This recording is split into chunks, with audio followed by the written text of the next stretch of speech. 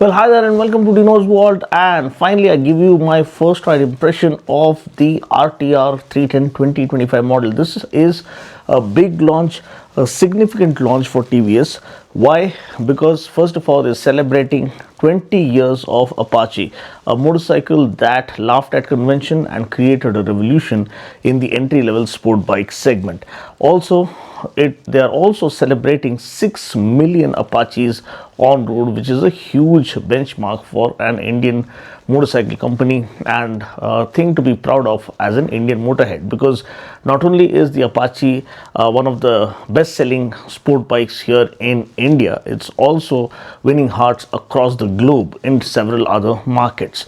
Now this is where things become serious. Now, when you have this kind of a phenom, this kind of a benchmark, this kind of a machine or a legend that people love and look up to and celebrate with every model, you are bound to release. I mean, it's binding on you to get serious and also evolve the machine and evolve the legend to match or kind of outmatch the competition and stand tall as a legend in and of itself. Now, have TVS given it what it deserved? Did the RTR 310 their flagship street fighter, they call it the ultimate naked weapon and all, so did they give it everything that the bike needed, or have they just given it something that was not really necessary but still call it a comprehensive upgrade? We're going to find the answers to this. Now, I went to the coast track in Coimbatore with a lot of expectations. Now, I had been to the international launch in Thailand, and that's where this jersey comes from, or this jacket comes from. I celebrate motorsport, I celebrate brands, I celebrate Indian brands. As a ardent Indian motorhead or a person who feels proud of our Indian manufacturers. Now I have preserved this for the launch, thinking that I'm going to celebrate this moment in the grandest way possible. Yes, the arrangements were lavish and all those things were well taken care of, but the actual the birthday boy, you can't miss the birthday boy on his birthday getting lost in the celebration. Now, what happened here was, of course, the motorcycle got launched with new livery, new color schemes, looks far more vibrant, far more elegant, far more classy, and the elements of the motorcycle come alive in this glossy finish. You have 4 different colorways. I tried to feature all of them in the walk around. Please do watch that if you haven't already. Now, this is the ride impression. Now, here is where you expect certain things when you have a brand like TVS that celebrates 4 decades of racing legacy. What you want them is to dominate the scene. I mean, annihilate the competition, decimate the competition. You don't want them to conserve something. You don't want them to take a back seat. You don't want them to compromise on anything. I mean, you guys are racers. You never hold back. You never down the throttle. You pin the throttle wide open. You gun for glory, and you never look back. That is what racing is all about. Now, when you compromise for the sake of certain things to aggressively price it or maybe position it in some way, you are actually robbing the machine of its actual potential and its true character. Now, the RTR 310 was an absolute weapon in the naked sport category. When we rode it in Thailand, it was refined. It didn't have too many vibrations. At least the vibrations that I noticed here when I got the bike for long term, it was not apparent in Thailand when I rode it. Neither the track session nor the road session, it was not too apparent like the RR 310. Yes, the RR 310 has also been updated recently. Now, the RTR 310 gets this update, and I was hoping at least first they had to address the vibrations issue. They had to make it more refined. And trust me, the answer is yes. That's a very, very emphatic yes. That's a good thing that they have ironed out the vibrations. You don't feel it as much as you do earlier. So it is a refined motorcycle now. But you need more power. We need more adrenaline. We need more excitement. We need more thrill and intensity from the RTR, the racing throttle response, the racing legacy, the race bred machine that is built, baptized, and actually born to rule the track. So The power remains the same, 37 PS. The torque remains the same at 28.7 Newton meters, 6-speed gearbox. I mean, back at the time, it came with unheard of electronics, bidirectional quick shifter, cooling seat, and then of course slipper clutch, I think ride by wire as well, riding modes, you name it, it had it. I mean, yes, that was out of the blue and kind of blew everyone's mind as to how much electronics they packed into it, with cornering ABS, cornering traction control, cornering cruise control, and this came courtesy of race tuned DSC, or dynamic stability control.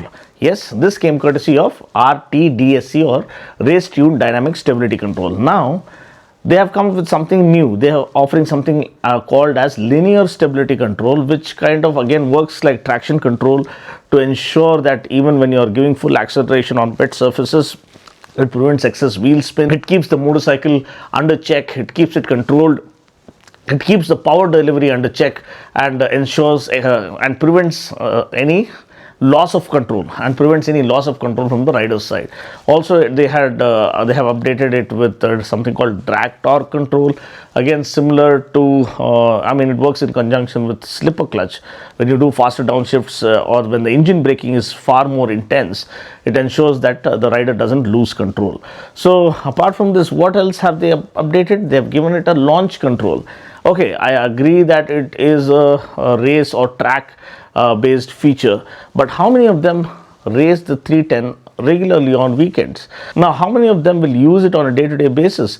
Now, do you think everyone will go to this public street and use launch control to launch them off the signal, the stop signals? I don't think so.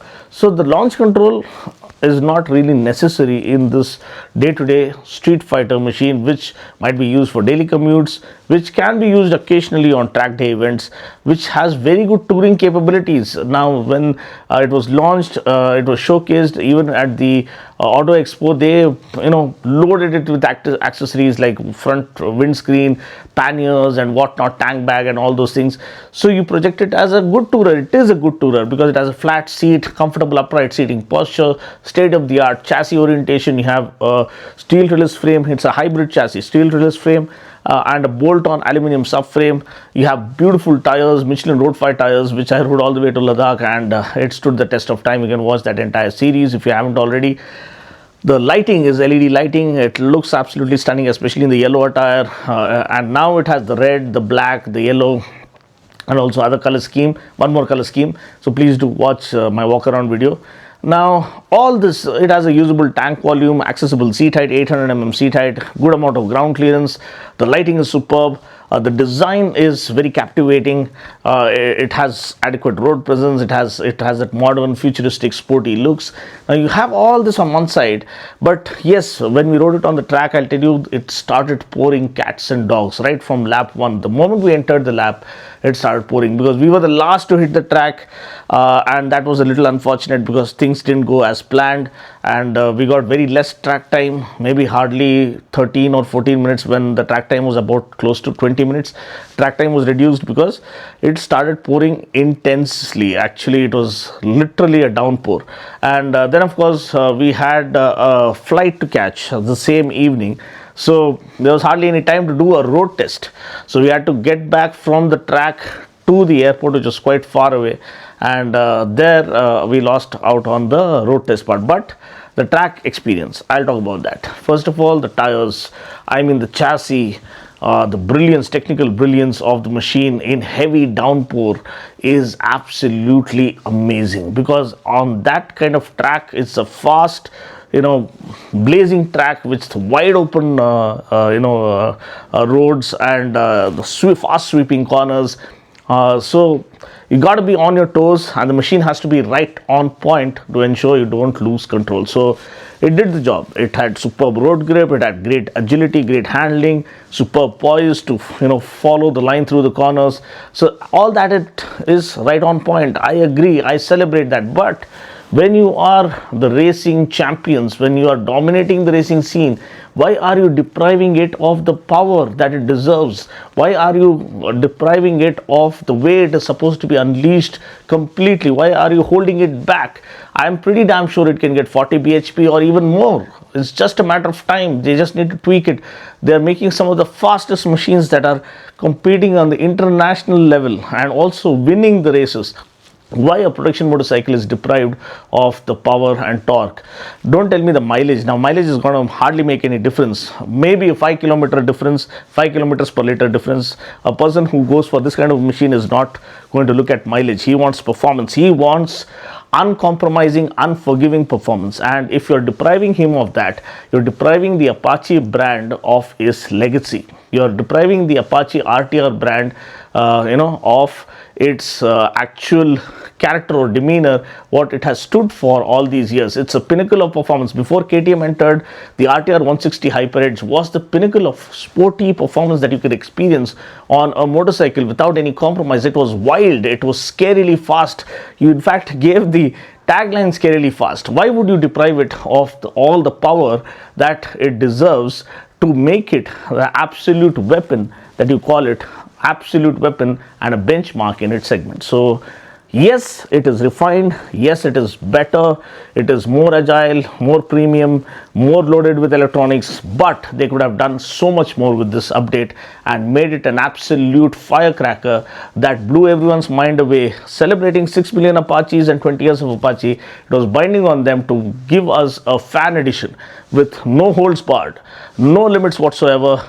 I mean, give a machine with all electronics, that can be turned off. Of course, in here also you can turn off traction control and all, but give us in a wild RTR that the RTR franchise stood up for, that the scarily fast label stood up for in the yesteryears. So that's pretty much it. If have you ridden it, please do ride it to believe it. It is a beautiful machine made by our own Indian engineers and our Indian brand, taking on the world and kind of surpassing the value quotient by a huge margin by offering unheard of features at this price point. So if you like what you see and want to see more pure automobile content, stay tuned for more action right here at Dino's World. I'll catch you guys in the next video. Until then, take care, God bless, and ride safe.